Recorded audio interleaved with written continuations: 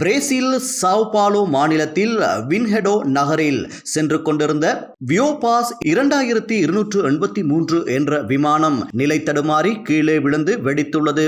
Vision கியா, நம்பகமான பார்வை எங்க பார்த்தாலும் இப்ப விஷன் கியா.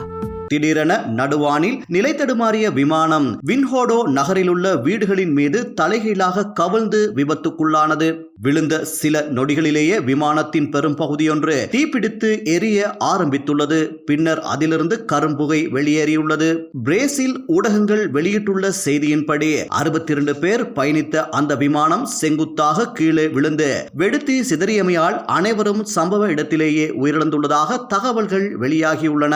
58 பயணிகள் 4 பணியாளர்கள் அடங்கலாக இந்த விமானம் சாவ் பாலோவின் சர்வதேச விமான நிலையமான குருல் ஹாஸை நோக்கி சென்று கொண்டிருந்த வேளையிலேயே இவ்வாறு விபத்துக்குள்ளாகியுள்ளது.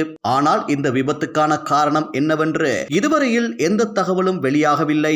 இவ்விபத்து குறித்து பிரேசிலின் ஜனாதிபதி ஆழ்ந்த இரங்கல் தெரிவித்துள்ளமை குறிப்பிடத்தக்கது. அத்துடன் விபத்து குறித்து மேலதிக விசாரணைகள் நடைபெற்று வருகின்றன.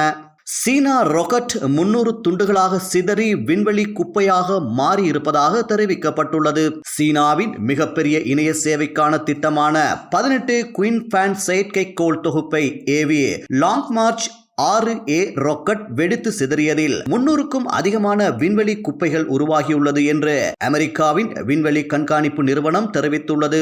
தொகுப்பின் முதல் பகுதியான இந்த 18 செயற்கைக்கோள்களின் நோக்கம் சீனாவின் சொந்த பதிப்பாக எலான் மாஸ்கின் ஸ்டார்லிங்கை நிறுவுவதாகும். இது குயின்ஃபேன் பிராண்ட்போர்ட் நெட்வொர்க் என அழைக்கப்படுகிறது. இதற்காக கடந்த செவ்வாய்க்கிழமை வடக்கு சீனாவின் ஷாங் மாகாணத்தில் உள்ள தாயூன் செயற்கைக்கோள் ஏவுதளத்திலிருந்து லாங் மார்ச் 6A ராக்கெட் ஏவப்பட்டது. இந்த செயற்கைக்கோள் சாங்காவில் உள்ள Chinese Academy of Science Innovation of Academy of Micro சேட்டலைட்டால் வடிவமைக்கப்பட்டது.